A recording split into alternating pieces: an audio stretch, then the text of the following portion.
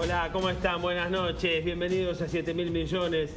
La propuesta de la televisión pública que busca abordar los temas del panorama internacional en profundidad. ¿Cómo andas, Maxi? ¿Todo bien, Jorge? Bien, muy bien. Hoy vamos a tratar un gran tema central, que es todo esto que está sucediendo en el mundo con los movimientos separatistas, independentistas, el nacionalismo que tenemos, por ejemplo, a Cataluña como gran protagonista en este último tiempo, Sí. que se quiere independizar de España, y también otros casos como serían, por ejemplo, los kurdos. Sí, vamos a hablar de la situación kurda en los distintos países. También vamos a tener otros ejemplos de estos extremismos, separatismos que muchas veces están atizados por los propios dirigentes políticos, generando movimientos que después pueden salirse de control muchas veces. Sí, ya de entrada les vamos proponiendo que pueden participar de 7.000 millones a través de las redes sociales. En Twitter somos @7M millones y a través de WhatsApp o mensaje de texto nos pueden escribir al 092 1040 74 para formar parte de este gran programa. Mira, y vamos a comenzar ya con lo que pasa en Cataluña. Te propongo ver un disparador del tema, después vamos a conversar con Álvaro Padrón al respecto de los nacionalismos, pero las últimas definiciones del gobierno, lo veíamos temprano, ¿verdad? España se acercó más a la imposición de un mandato central directo sobre Cataluña para frenar su ofensiva independentista después de que el líder regional, Carles Puigdemont, no dejó claras sus intenciones dentro del plazo fijado por el Ejecutivo. Es decir, que está corriendo una semana de definiciones. Vamos a repasar estas declaraciones entre el gobierno catalán y el gobierno del Reino de España en la voz de Mariano Rajoy.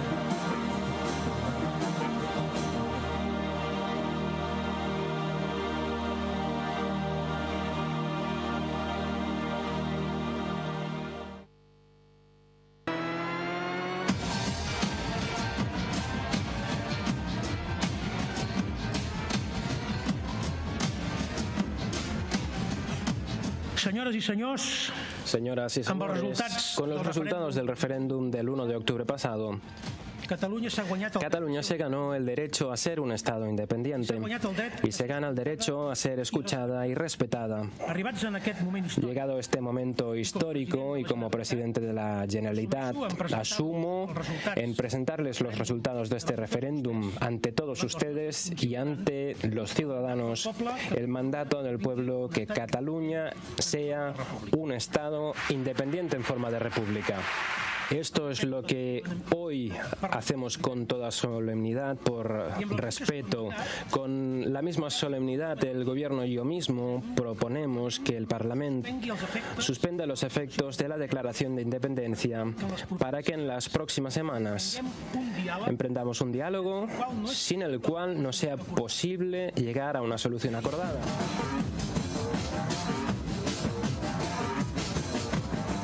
No llevaban ningún referéndum de independencia en su programa electoral porque nunca han querido ser referendistas ni defender un referéndum. Ustedes querían declarar la independencia a toda costa. Nadie en Europa apoya lo que usted acaba de hacer, señor Puigdemont. Nadie en Europa reconoce el 1 de octubre como ningún tipo de referéndum de independencia.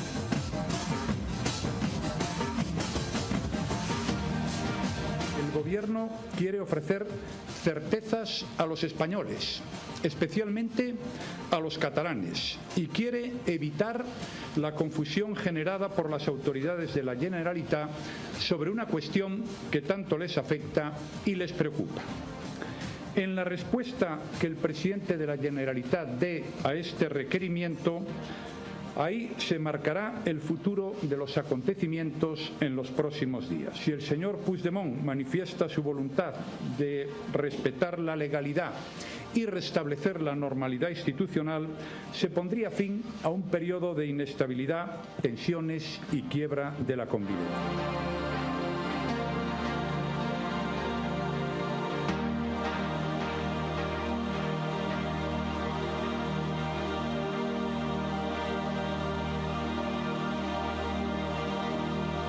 Bien, y de todas las palabras que escuchamos en este breve informe con algunas de las declaraciones, la palabra que a mí me quedó sonando es confusión, una situación que notoriamente, una declaración de independencia que hubo un pedido de aclaración por parte del gobierno español para el gobierno catalán.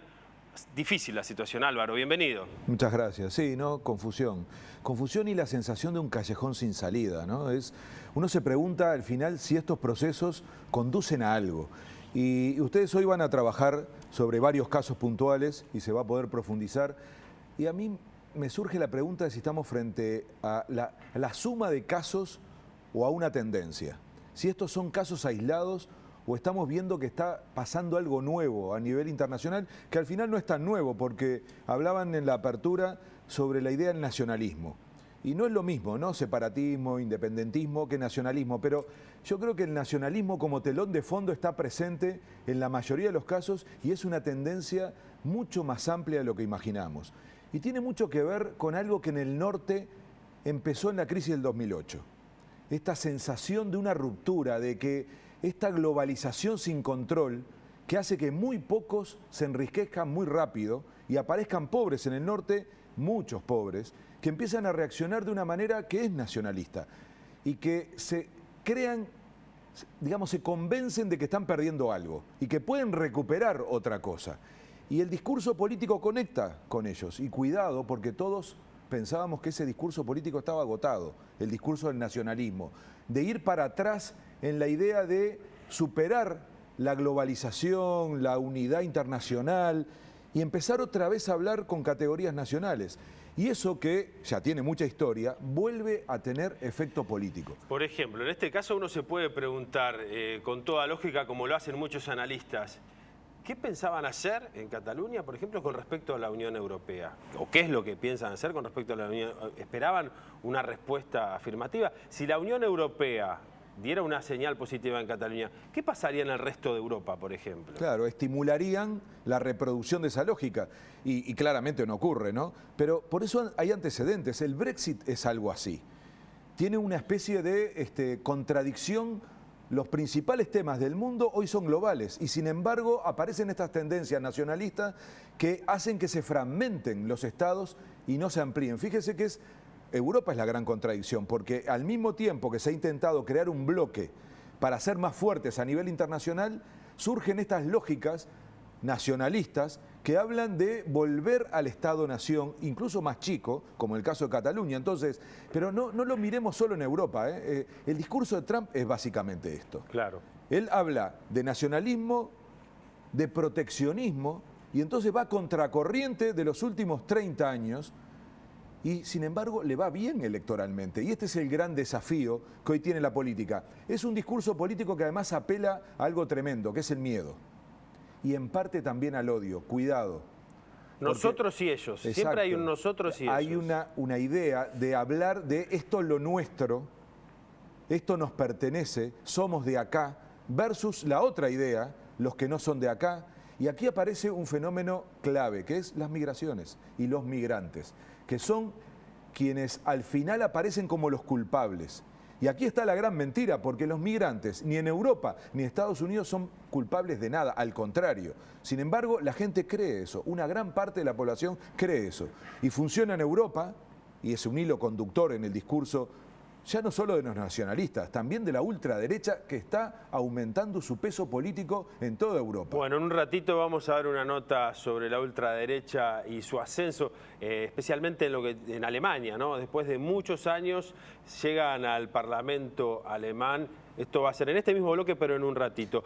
¿Qué me puedes decir respecto a la situación en América? ¿Vos ves algún vínculo que pueda surgir movimientos de este estilo en nuestro continente? Claro, lo que pasa es que los estados-nación en América Latina son relativamente jóvenes.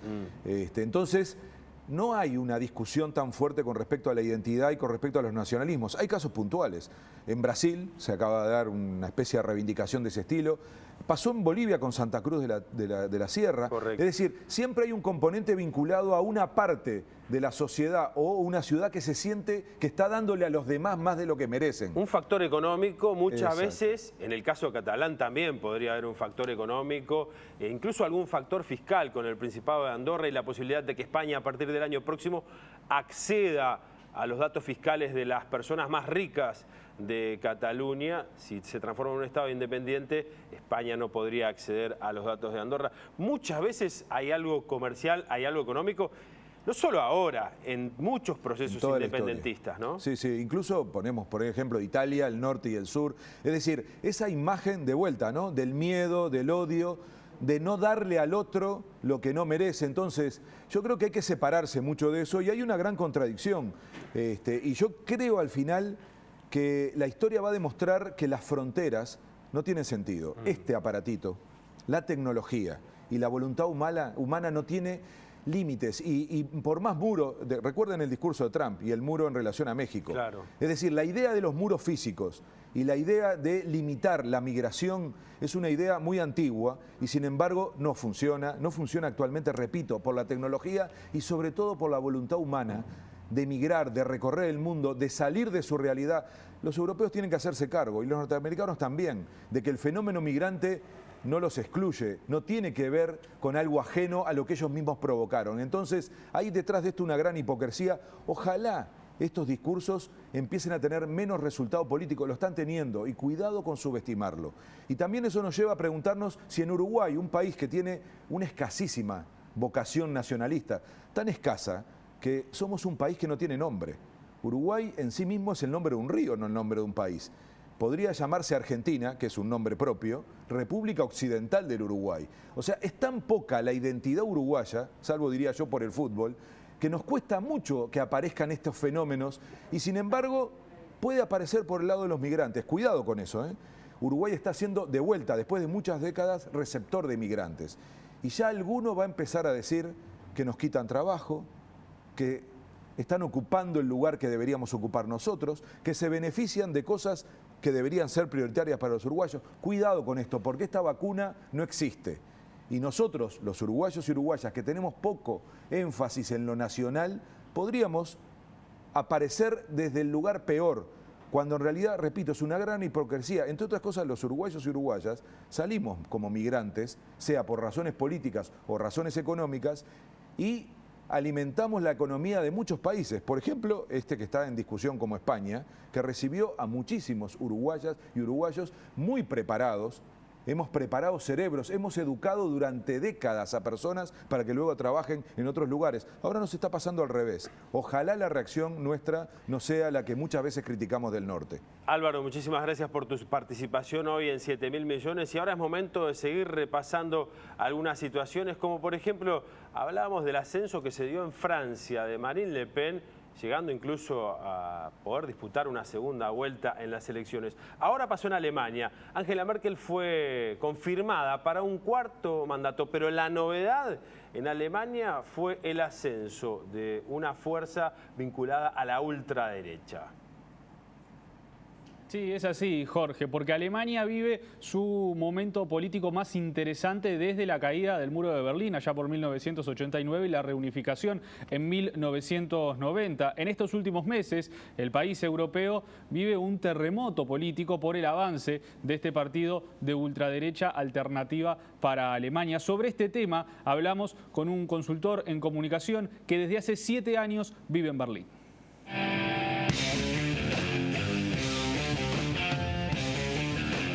Hasta ahora se creía que Alemania era inmune a que exista un partido de ultraderecha como ha pasado en otros lugares de Europa, ¿no? En Francia con Marine Le Pen, en Holanda como Wilders o el mismísimo Trump, ¿no? Con todo lo que con todo lo que dijo en su campaña, etcétera.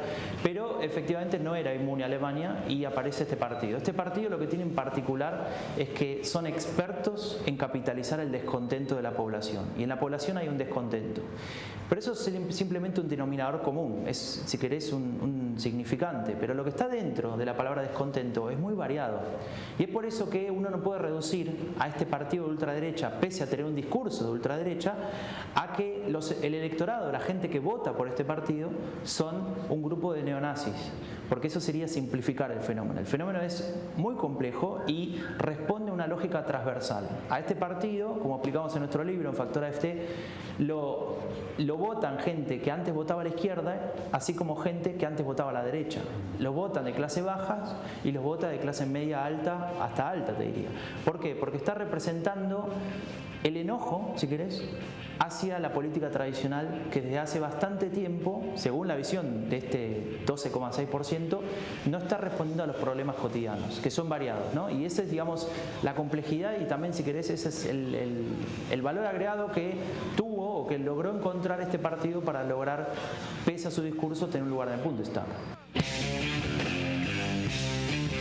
Dos de sus características principales, ¿no? Digamos, antieuropeo, te podría decir que es prácticamente el único partido que tiene esta idea en Alemania. De hecho, con ese tema lograron casi entrar en el Bundestag hace 4 años, que estuvo al borde del piso obligatorio que exige Alemania para tener una fracción, pero luego descubrieron que podían modificar, digamos, que podían desarrollar nuevos temas para ocupar en una agenda política, digamos, que estaba dominada, si querés, por el partido de Merkel y por los socialdemócratas. Y ellos empiezan a instalar nuevos temas. Cuando aparece la famosa ola de refugiados del verano boreal, ¿no? Es decir, de agosto del 2015, ese tema de la inmigración, refugiados, islam, terrorismo, etcétera, se pone arriba en la agenda. Y este partido es el único partido que tenía una comunicación política preparada para hacerse cargo de él, ¿no? Con su lógica de ultraderecha, claro. Pero ningún otro partido supo responder a tiempo. Y esto lo que generó fue que Alternativa para Alemania era el único partido que proponía algún tipo de solución radical, de ultraderecha, xenófoba, mientras que el resto de los partidos no sabían bien qué decir.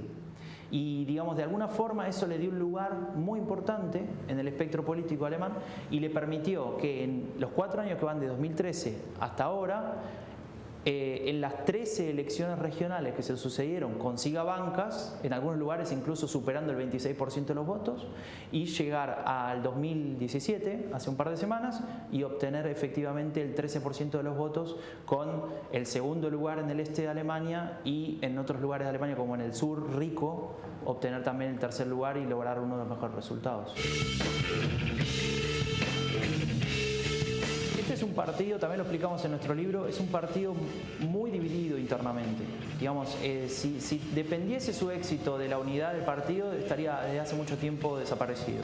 Y no es algo que suceda así porque, insisto, responde a otra lógica. Este partido tiene diferentes familias, si querés, o facciones. Una facción que nosotros denominamos etnonacionalista es la facción, si querés, que más se acerca a lo que vos me preguntás, a esta lógica, primero, de desarrollar un revisionismo histórico, en el sentido de, digamos, intentar defender algunas cuestiones de la época del nacionalsocialismo y también de reintroducir en el debate público algo que nunca pasó en Alemania después de la guerra, que fue un debate sobre la identidad nacional. ¿Quiénes son los alemanes? ¿Quiénes son?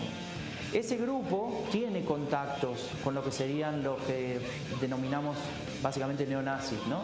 Gente que, digamos, tiene un discurso muy violento, que, digamos, efectivamente ejercen la violencia. Ha habido casos en los últimos tiempos, ¿no?, de que aumentó la violencia en términos de extrema derecha, y esos contactos existen. Ahora, lo que no se puede hacer es creer que ellos son mayoría, al menos no por ahora.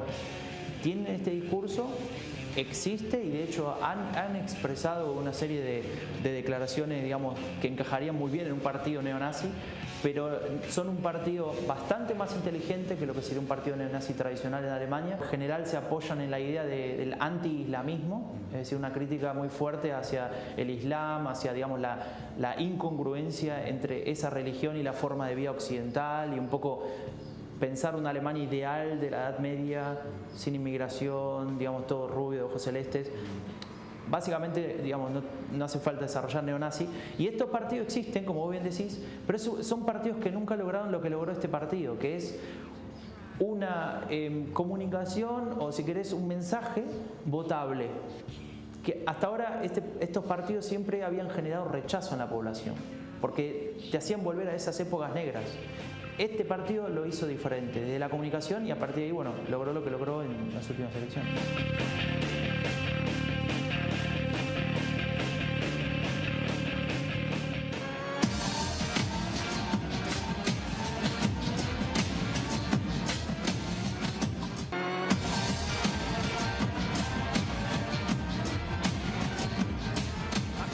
con menos repercusión, otros procesos independentistas están teniendo lugar en el mundo. Repasamos solo algunos de ellos. Los kurdos, la minoría étnica sin estado más grande de Medio Oriente, realizaron un referéndum por la independencia el pasado 25 de septiembre, donde el sí obtuvo más del 90% de los votos.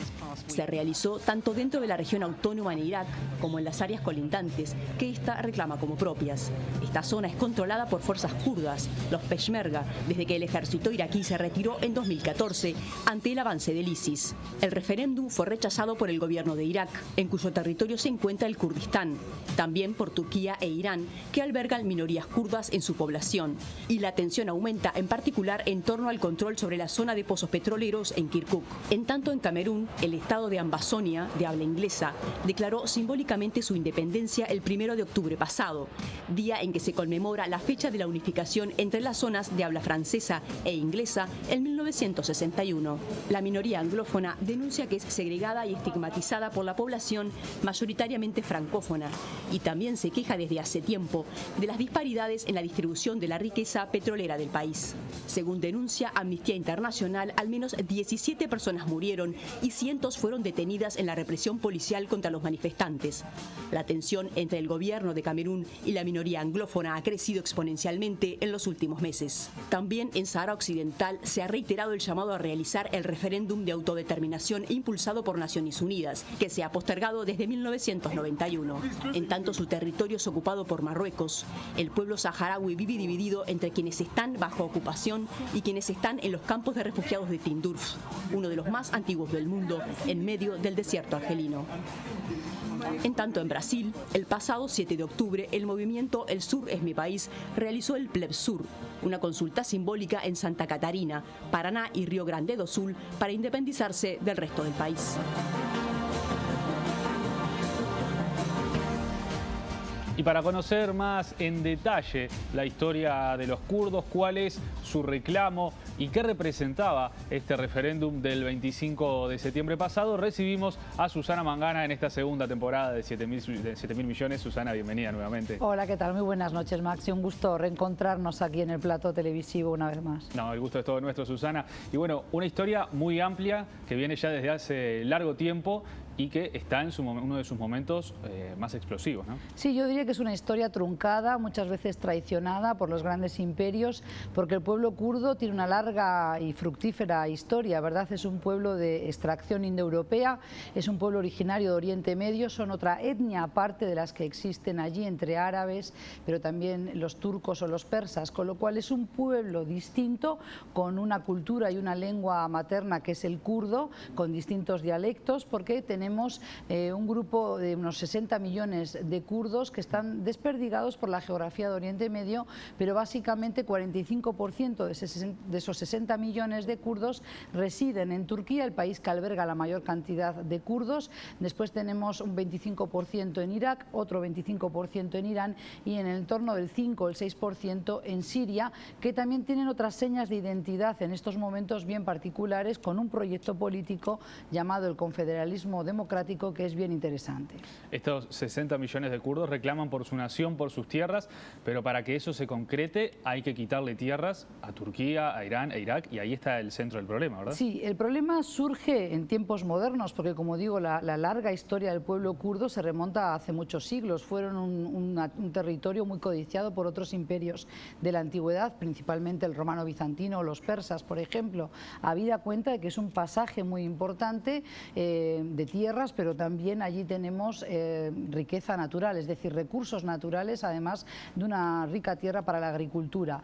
Pero tenemos que volver al Tratado de Sèvres de 1920, cuando ya capitulando el Imperio Turco-Otomano garantizaba o se comprometió a albergar el Kurdistán independiente, cediendo tierra propia para ello. Eso después no fue ratificado en los tratados de Lausana de 1923, con lo cual ahí surge el problema, porque que se le niega una vez más la independencia al pueblo del Kurdistán, y es por eso que han estado luchando por esa independencia, por esa libertad desde hace ya algo más de un siglo. Pero también es verdad que ha habido desunión, es decir, hay distintos Kurdistanes hoy, porque tenemos este referéndum que se celebró el 25 de septiembre pasado en el norte de Irak, donde los kurdos vienen gozando desde 1991 de un grado elevadísimo de autonomía. De hecho, tienen un gobierno regional, tienen un presidente, Barzani, que es además el presidente también, o el presidente, perdón, no él, pero otro presidente que ya murió, Talabani, hace poquitos días, era el presidente de Irak, con lo cual participan del esquema político que se rediseñó a partir de la salida de Saddam Hussein en Irak, pero evidentemente esta jugada maestra de los kurdos en el Kurdistán iraquí era algo esperable. ¿Por qué? Pues porque ellos ya venían trabajando y venían aceitando ese grado de autonomía que tenían tan importante, y en momentos en que ellos además han estado luchando contra el grupo terrorista del momento, Daesh, o el autoproclamado Estado Islámico, al igual que lo han hecho las unidades de protección local, las IPG, las IPJ, porque tienen facciones masculinas y facciones femeninas luchando en el norte de Siria, en la frontera con el sur de Turquía, contra Daesh. Entonces es ahora que ellos reclaman, porque tienen derecho también a esa autodeterminación, que las grandes potencias que los han usado en tantas ocasiones, ahora también para luchar contra el enemigo que es el Estado Islámico, les concedan esa independencia que por ahora se les está negando.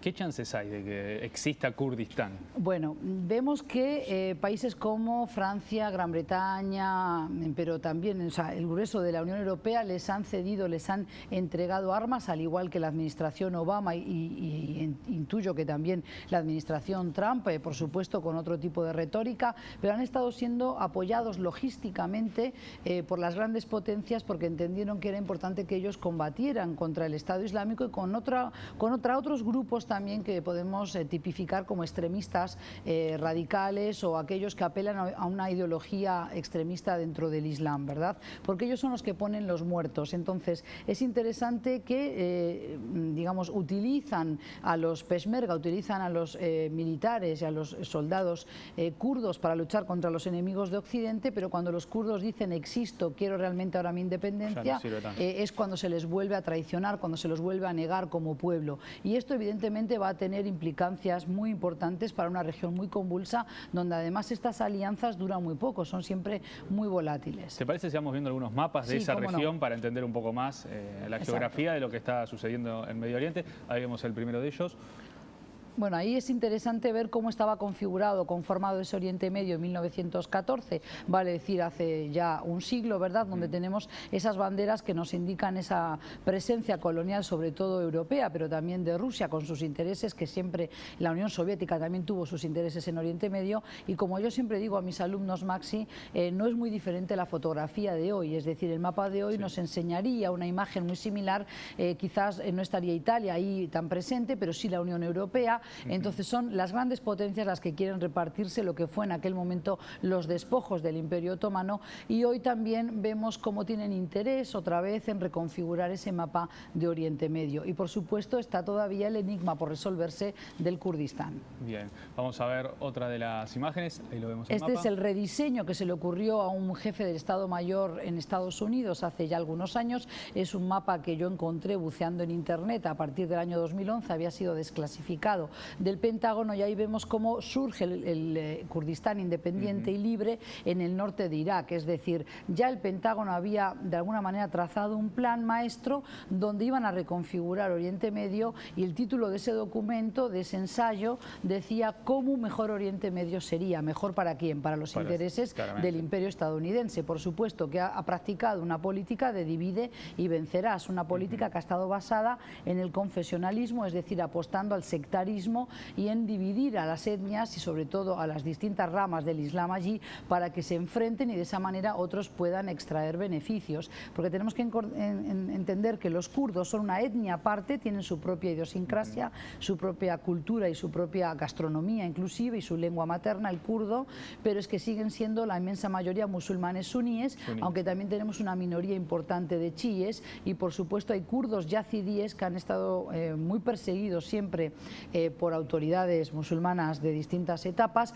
pero en los últimos años, desde la aparición de este grupo tan radical, extremista como es el autoproclamado Estado Islámico, digo autoproclamado para que quede claro realmente que no son un Estado reconocido como tal y no son islámicos en su práctica. Ellos han estado siendo objetos de todo tipo de humillaciones y persecuciones desde hace 3 años a esta parte. Vemos otro de los mapas, si te parece, Susana, para ir analizando la situación. Sí, aquí lo que tenemos es la situación del Rojava, que sería la declaración de independencia en el norte de Siria, en las provincias donde habitan los kurdos, que justamente conformaron esas unidades de protección local, que apuestan a ese proyecto político llamado confederalismo democrático, siguiendo con aquel modelo marxista-leninista que defendió el líder por autonomasia, digamos, de los kurdos, que ha sido el líder turco-kurdo encarcelado desde 1999 en una cárcel de máxima seguridad en una isla turca, que es Abdallah Öcalan. Abandonaron ese proyecto ya marxista-leninista, pero ahora luchan o defienden con ahínco ese proyecto del confederalismo democrático, donde además el rasgo significativo es que las mujeres adquieren un papel muy importante, se empodera a las mujeres y entonces tiene que haber una representación equitativa entre hombres y mujeres en los órganos de poder, y se organizan en torno a comunas, y lo que permitiría ese confederalismo democrático es que las distintas comunidades que residen en el norte de Siria, tanto armenios como árabes como kurdos, por ejemplo, puedan coexistir, puedan cohabitar pacíficamente. Bien. Susana, para ir redondeando, toda esta situación de Kurdistán, todo este enfrentamiento bélico que también hay ahí adentro, ¿puede llegar a un final pacífico o es difícil que se pueda? Porque hablábamos del Tratado de Severés de 1920, que era un final pacífico, pero que nunca se pudo ratificar. Bueno, mira, por estos días tengo un poquito alguna confusión yo misma, porque viendo las imágenes que habíamos visto con el referéndum de Cataluña, no me imaginaba que en mi país natal y que en pleno siglo XXI en Europa pudiéramos ver esa violencia inusitada, tanto la carga policial como también la polarización extrema de la sociedad, con lo cual ahora emitir un juicio sobre el Kurdistán se me hace un poquito difícil por esta situación que vivimos, ¿verdad? De rápidos cambios, pero donde además la gente no está respondiendo a la altura de la situación. ¿Qué está ocurriendo hoy en la gente, digo en general, tanto en España, en Europa, con el auge de la extrema derecha, los discursos xenófobos, pero ahora también en un Kurdistán que tenía además el control desde el 2014 al presente, desde la irrupción de este grupo Daesh en Irak? Entonces ellos controlaban Kirkuk en virtud de que los militares iraquíes habían abandonado esa plaza. Hoy, justamente mientras hablamos contigo, Maxi, en las noticias que nos llegan desde Kurdistán y desde Irak es que el ejército iraquí ha recuperado el control militar de esa provincia petrolera tan importante, por su renta petrolera justamente y no por otra causa. Entonces ha habido negociaciones entre algunas facciones kurdas, porque los kurdos tampoco están todos unidos. Hay división entre el Partido Democrático del Kurdistán y la Unión del Kurdistán, que se llaman así los dos partidos más importantes del Kurdistán iraquí. Entonces unos acusan a los otros de traición por haber negociado con los militares. Yo creo que realmente para que exista ese Kurdistán se necesita presión extranjera, presión internacional, que sabemos que ahí la mayor fuerza la tiene Estados Unidos, con Trump o sin Trump, pero es el país que puede tener de alguna manera mayor injerencia en esa región, junto con la Unión Europea, por supuesto, pero tiene que haber una negociación con el gobierno central de Irak. Y por ahora el interés de la comunidad internacional es que no siga habiendo focos de tensión en un Irak que está sumamente fracturado, que hay una lucha sectaria que corroe a la sociedad desde el 2003, desde la caída del régimen de Saddam Hussein, con lo cual yo no avizoro una autonomía mayor ni tampoco una independencia cercana para los kurdos, pero en todo caso me parece que es algo a tener en cuenta por los grandes poderes, por las grandes potencias, porque de lo contrario tenemos un pueblo armado, un pueblo con una cultura muy rica, un pueblo con su identidad nacional muy desarrollada y sobre todo que tienen dinero en virtud de que tienen renta petrolera, porque también hay pozos de petróleo en el Kurdistán iraquí, por ejemplo en Erbil, con lo cual a mí me parece que es necesario que se negocie y que no se sea obtuso en cuanto a la cuestión kurda. Susana, muchísimas gracias por tu análisis en profundidad. Gracias a vosotros. Jorge, seguimos hablando de los kurdos.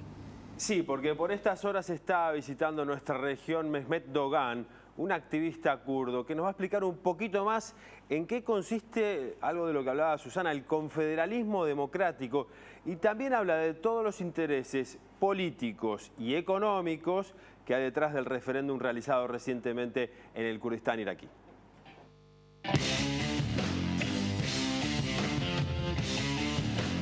Las potencias mundiales apoyaron organizaciones terroristas a través de Turquía, Arabia Saudita, Azerbaiyán, Kuwait, Qatar y todo eso. Apoyaron organizaciones terroristas para dividir Siria, destabilizar y dividir Siria. Yo llamo a eso la balcanización, porque balcanización en los años 90, si nos acordamos bien, en Yugoslavia pasó la misma cosa, millones de personas murieron y ahora no sé, hay cuántos estados nacionales de Confederación Socialista de Yugoslavia. Dividir Siria en 3 estados, un estado kurdo, un estado alawita, un estado sunita. También Irak, cuando hubo la intervención de George Bush a los principios del año 2000, ¿qué dijo George Bush? Vamos a crear un gran Oriente Medio democrático, pero era una mentira. El resultado, ahora hay una fragmentación, polarización entre los kurdos, árabes y también los sunitas y chiitas. Sunitas y chiitas, como saben, son 2 fracciones del Islam. Entonces, en Irak provocaron eso. El pueblo kurdo no vive solamente en Irak, en Siria, son 40 millones, más de 40 millones. La mitad en Turquía, una gran parte en Irán, en Irak y en Siria. Entonces, la mayoría de los kurdos, después de la caída del muro de Berlín, no quieren más un Kurdistán independiente. ¿Por qué no? Porque un Kurdistán independiente no es posible en esta zona, no es lógica, no es al beneficio de los kurdos. Ahora, Estambul, más de 12 millones de población, casi la mitad son kurdos. Entonces, ¿qué dijeron estos kurdos? Podemos vivir juntos con los pueblos como vivíamos hace siglos, miles de años en esta zona, y podemos pasar a crear estados democráticos confederales, que quiere decir estados plurinacionales. La mayoría de los kurdos apoyan este proyecto. En Turquía son víctimas de una represión muy fuerte. En Siria también los kurdos, hicieron una lucha histórica, heroica contra el Estado Islámico. Están controlando la parte de Kurdistán de Siria, pero no reivindican la independencia. ¿Qué dicen? Con el gobierno de Siria podemos transformar Siria a un estado confederal o plurinacional. En Irán también, en Irak también la mayoría. ¿Y por qué ahora este referéndum? Barzani, que es el presidente del Kurdistán Autónomo, el gobierno de Kurdistán Autónomo, que llegó gracias a los Estados Unidos, entonces perdía mucho, apoyo popular. Y ahora está pasando algo mediática para decir yo soy el líder de todos los kurdos. Cuando hizo referéndum, él dijo él mismo, el objetivo no es mañana crear un Kurdistán independiente, es tener más fuerza para negociar de una manera más fuerte con Bagdad. Desde 94, esta zona de hecho es una zona autónoma. No sé cuánto, pero casi la mitad del petróleo de Irak sale de esta zona. Cuando hablamos de kurdos, piensan que todos los kurdos siguen Barzani. Barzani representa una minoría de no más de 6% de todos los kurdos. Este 6% que es el clan Barzani. Entonces es un juego más económico que por la liberación del pueblo kurdo.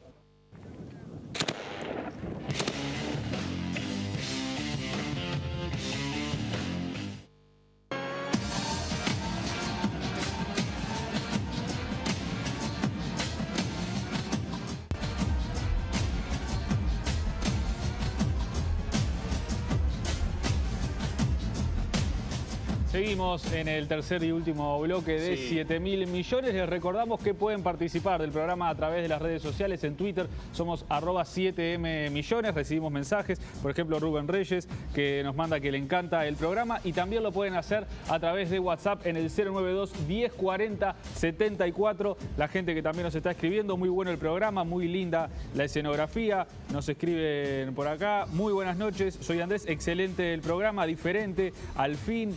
Otros mensajes que nos llegan: que tengan un buen programa, gracias por los temas, abrazo. Y uno más: buenas noches, muy bueno el programa, muy completo de los informes. Me hubiera gustado que Padrón hablara un poco más de Cataluña. Felicitaciones nuevamente. Así que les recordamos 092 1040 74, y nos pueden ver también el domingo. El domingo, 11:30 de la mañana, se repite este programa de 7.000 millones. Agradecemos los mensajes que recibimos también el domingo. Y ahora nos vamos al cierre, al estilo de 7.000 millones. Dejamos un poco de lado la política dura, dejamos un poco de lado lo que pasa a nivel internacional en esta materia, y nos vamos, siempre nos gusta cerrar con algo vinculado a arte, música, ingeniería, innovación, tecnología, noticias que puedan generar un sentimiento más dulce, sentimiento más positivo en el cierre del programa. Y en este caso estamos cerca ya de que se conmemoren 500 años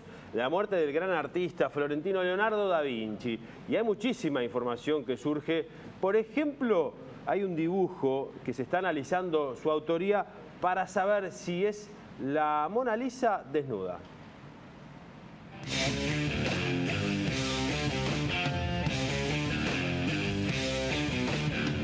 Christie's anunció que subastará el 15 de noviembre Salvator Mundi, el último cuadro en manos privadas del genio renacentista Leonardo da Vinci, y por el cual se espera obtener unos 100 millones de dólares.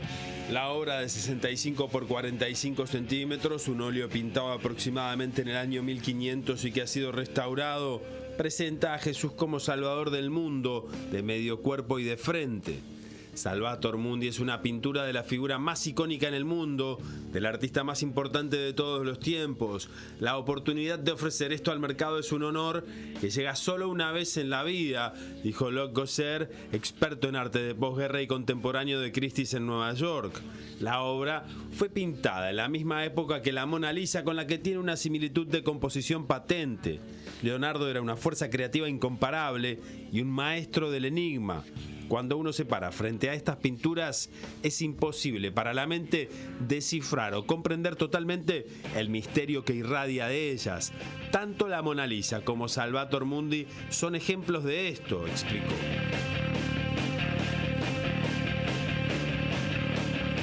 La primera vez que la pintura fue registrada pertenecía a la colección del rey británico Carlos I, que vivió entre 1600 y 1649. El cuadro desapareció luego hasta 1900, cuando fue comprado como si fuese una obra de un seguidor de Leonardo, Bernardino Luini. Su autoría original y su historia real ya habían sido olvidadas, y la cara y el cabello de Cristo habían recibido otras capas de pintura.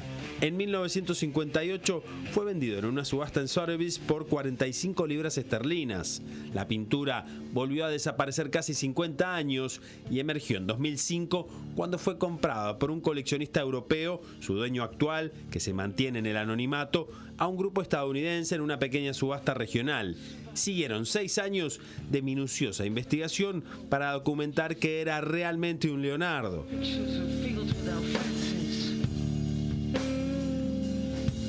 Paralelamente, la obra 60 Last Suppers, 60 últimas cenas del pintor estadounidense Andy Warhol, que representa 60 veces la última cena de Da Vinci, será vendido en la misma noche del 15 de noviembre. Su precio es estimado en 50 millones de dólares.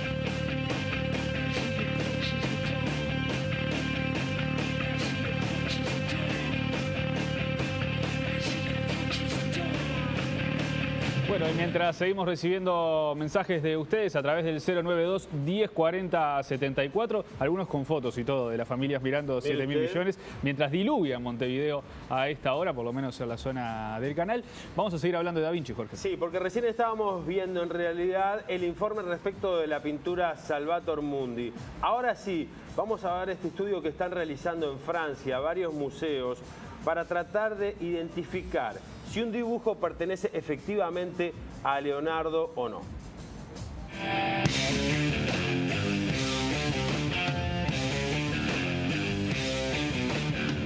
Christie's anunció que subastará el 15 de noviembre Salvator Mundi, el último cuadro en manos privadas del genio renacentista Leonardo da Vinci y por el cual se espera obtener unos 100 millones de dólares.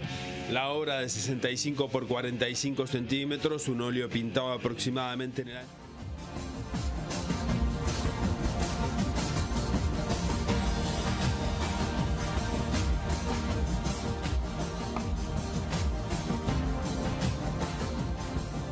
Tiempos. La oportunidad de ofrecer esto al mercado es un honor que llega solo una vez en la vida, dijo Locke Gosser, experto en arte de posguerra y contemporáneo de Christie's en Nueva York. La obra fue pintada en la misma época que la Mona Lisa, con la que tiene una similitud de composición patente. Leonardo era una fuerza creativa incomparable y un maestro del enigma. Cuando uno se para frente a estas pinturas, es imposible para la mente descifrar o comprender totalmente el misterio que irradia de ellas. Tanto la Mona Lisa como Salvator Mundi son ejemplos de esto, explicó. Nos quedó pendiente el informe sobre el dibujo de Leonardo, que lo vamos a compartir seguramente en otra edición de 7.000 millones. Es momento del final. Nos reencontramos el próximo lunes a las 21 horas. Sí, y les recordamos que el domingo, 11:30 de la mañana, pueden ver nuevamente 7.000 millones. Chao, gracias. Que pasen bien.